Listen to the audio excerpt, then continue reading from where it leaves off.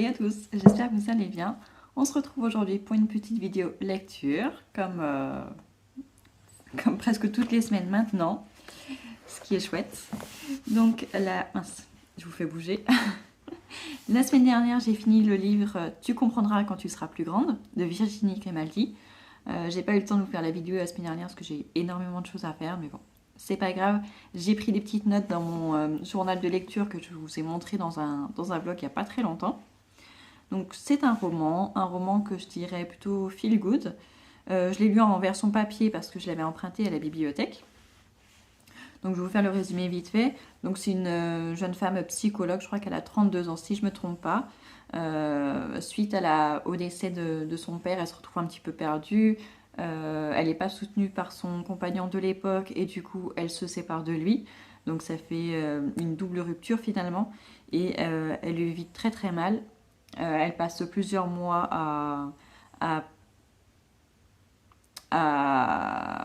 comment dire ça? Elle passe plusieurs mois en fait à vivre chez sa meilleure amie. Elle squatte le canapé, elle sort tous les soirs, elle finit tous les soirs avec un autre homme. Donc c'est vraiment du n'importe quoi. Et au bout d'un moment, elle se dit, elle culpabilise, elle se dit que son père qui est décédé n'aimerait pas l'avoir comme ça. Et du coup, elle décide de se reprendre en main. Et pour ça, elle décide de changer de travail, donc elle quitte son travail. Elle voit une annonce pour un poste de psychologue dans une maison de retraite dans la région où vivaient ses parents, où elle a grandi. Donc elle décide de postuler, elle est prise immédiatement, en fait parce qu'il n'y avait aucune autre personne qui s'était présentée, donc la directrice l'a prise tout de suite.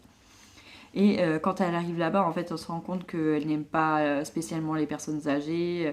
Arrivée là-bas, elle panique, elle se dit finalement c'était une très mauvaise idée, mais elle reste quand même, elle se dit qu'elle doit le faire.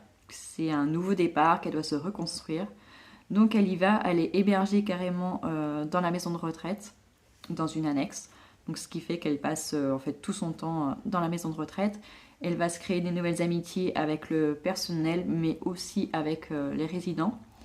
Elle va créer une vraie amitié, elle va vraiment se sentir bien dans cette maison de retraite. C'est un contrat qui ne dure que 8 mois. Pendant ces 8 mois, on va découvrir un petit peu son passé, ses liens par rapport à ses proches, mais aussi son rapport à la mort finalement. Elle vit très mal le décès de son père. Elle nous parle aussi de la perte de sa grand-mère dont elle était très très très proche. Donc on voit qu'elle l'a perdu en très peu de temps deux membres de sa famille qui lui étaient très très chers. Et elle a beaucoup de mal à se reconstruire malgré le fait qu'elle soit psychologue. Et ce passage en maison de retraite va lui faire beaucoup de bien en fait. Au lieu de plutôt aider les personnes âgées qui sont dans cette résidence, c'est plutôt elle-même que ça aide. Ça lui permet de se reconstruire vraiment. En revanche, elle ne dit pas à sa mère qu'elle est toute proche de là où elle habite. Elle a à peu près 5 minutes. Elle lui dit pas, elle lui fait croire qu'elle est toujours à Paris chez sa meilleure amie. Mais au bout d'un moment, elle va finir par lui avouer. Ce livre, j'ai beaucoup aimé.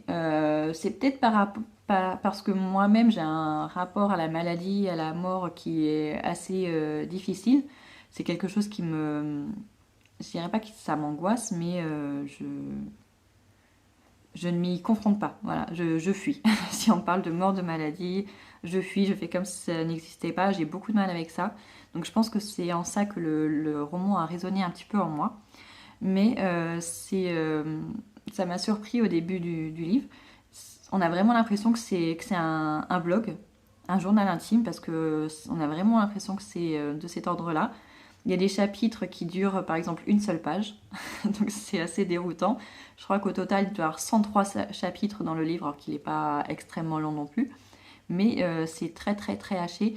Au début, on a l'impression de suivre son évolution jour après jour, comme si elle l'écrivait dans un journal intime. Donc je trouve ça assez bien fait. Il est très très drôle. Je me suis surpris à rigoler toute seule, mais vraiment de manière spontanée. Mon mari m'a demandé à chaque fois si j'étais un peu folle. Ça l'a surpris aussi. Il me demandait, mais c'est juste ton livre qui te fait rire? Ben oui, c'est juste mon livre. Donc je l'ai trouvé vraiment très drôle, avec des phrases mais tellement simples de la vie courante. C'était vraiment... Je vous le conseille, si vous avez besoin d'un petit peu de rigolade, n'hésitez pas. La fin, Elle m'a extrêmement surprise, je m'y attendais vraiment pas. Alors là, pour le coup, je m'attendais à une fin feel good, mais pas de cet ordre-là. On est vraiment mais scotché. Enfin, en tout cas, moi j'ai été scotchée à la fin, mais d'une manière très positive. J'ai trouvé ça très bien fait. Et puis c'est bien, ça nous permet de partir vraiment sur une note positive. Et contrairement à certains livres, là on voit que c'est vraiment une fin. Voilà, on n'attend rien de plus. À la fin de l'histoire, on dit voilà, l'histoire est terminée et c'est un point final. Et ça j'aime bien parce que dans beaucoup de romans, on espère une suite ou un autre dénouement. Là, c'est une autrice que je n'avais jamais lue, Virginie Grimaldi. J'ai offert plusieurs de ses romans aux maîtresses de mes enfants quand la dernière année en vendait. Et c'est vrai qu'on en parlait beaucoup, beaucoup, beaucoup. Et en général, quand on parle beaucoup d'un auteur ou d'une autrice, je lis pas parce que j'ai peur d'être déçue. Mais là, je suis très contente d'avoir choisi celui-ci. Il est vraiment mais top. Donc je regrette même de ne pas l'avoir lu avant. Mais en tout cas, bah, je vous le conseille. Si je devais lui donner une note sur 5, je mettrais un 5 sur 5. J'ai vraiment beaucoup, beaucoup aimé ce livre. Voilà. Bah, en tout cas, j'espère que cette petite vidéo vous aura plu. N'hésitez pas à vous abonner si vous avez aimé, si vous n'êtes pas encore abonné. Et je vous dis à très bientôt pour une nouvelle vidéo.